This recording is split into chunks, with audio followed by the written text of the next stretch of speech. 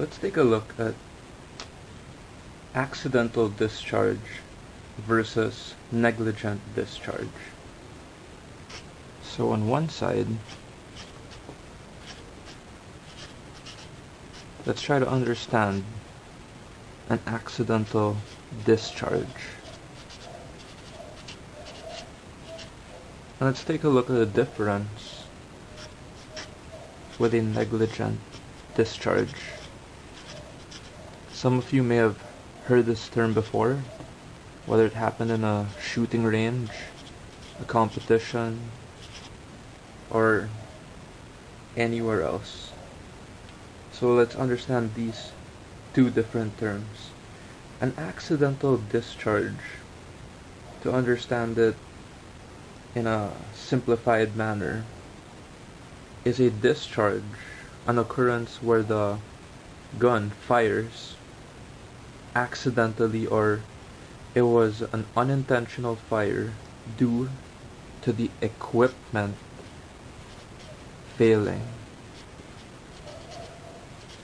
So the gun unintentionally fired when it wasn't supposed to, due to the equipment or the mechanisms inside it, the safeties, the firing pin, the whole striker system, or what have you, failing inside, thus resulting into the gun firing when it wasn't supposed to.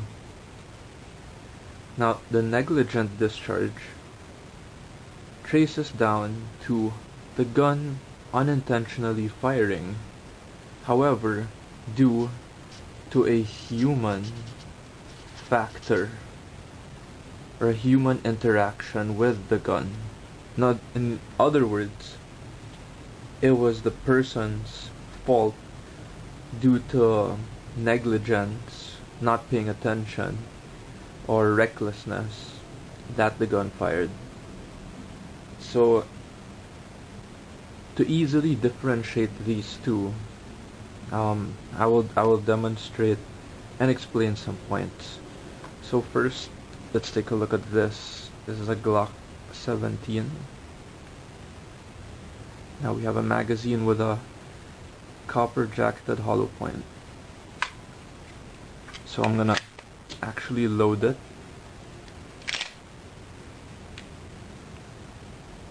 You see that round going in? The gun is loaded. Now I could just leave this gun over here, lying around. I'm 100% confident that that gun will not fire. In the event that the gun does fire, my hand's nowhere near it, no human interaction with it. You could classify that as an accidental discharge, because it was the mechanisms of the gun that failed to keep it in a safe state. Now the Glock, I'm not worried because it actually has 3 safeties. It has the trigger safety, so you could see that thing popping out in front of the trigger. Unless that thing is depressed, the trigger can't move to the rear, fire the gun. There is also a firing pin safety located at the forend of the striker, so it blocks the firing pin from going forward unless the trigger is fully pulled to the rear. So that safety moves out of the way and the firing pin can freely move forward. And it has a third safety over here, the drop safety, wherein the trigger bar actually blocks the bottom end of the striker. If you've seen a Glock striker, it looks kind of like a cylinder with a metal bar popping down. The trigger bar and connector actually block that in the fully cocked position right now. And unless you pull the trigger again to the rear, that thing will block the bottom of the striker.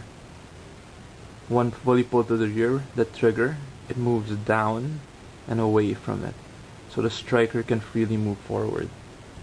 Now, many guns nowadays are designed very safe. Again, even older designs, a 1911, this actually has 3 safeties as well. So we have first a passive one, the grip safety, wherein the gun, fully cocked, ready to fire, it will not fire unless you depress this grip safety. It won't fire, depress it, it will fire. So that's the first safety. Second safety is this manual thumb safety. And there's actually a third safety. And this is the older design, this is the one without the firing pin safety. There's actually a third safety also here. In the event that the hammer does fall, disengages the sear without the trigger being pulled, let's say it fell, there's actually a half-cock notch. See that on the sear, wherein the hammer will not fully touch the firing pin. That's the half-cock notch. See a little space there? And that's when it's fully fired. You can see the difference. So many guns, in other words, are designed very safe. And accidental discharges, if you account them, they probably consist 1% of cases or occurrences. And negligent discharges, you could probably account 99% or majority of the occurrences as negligent. So it's easy to understand whenever there's human interaction with a gun, most likely that guy's finger was on the trigger, that guy or girl, the gun fired, whether it was intentional or unintentional, whether it was subconscious or not. If there was human interaction, that is a negligent discharge. Like, as we know in the 4 rules of gun safety, you know, we're always accountable. The gun's always loaded. If our finger was on the trigger, then we were responsible that we know the gun can fire. We're supposed to be aware of our target. We're supposed to be aware of all conditions when we handle the gun.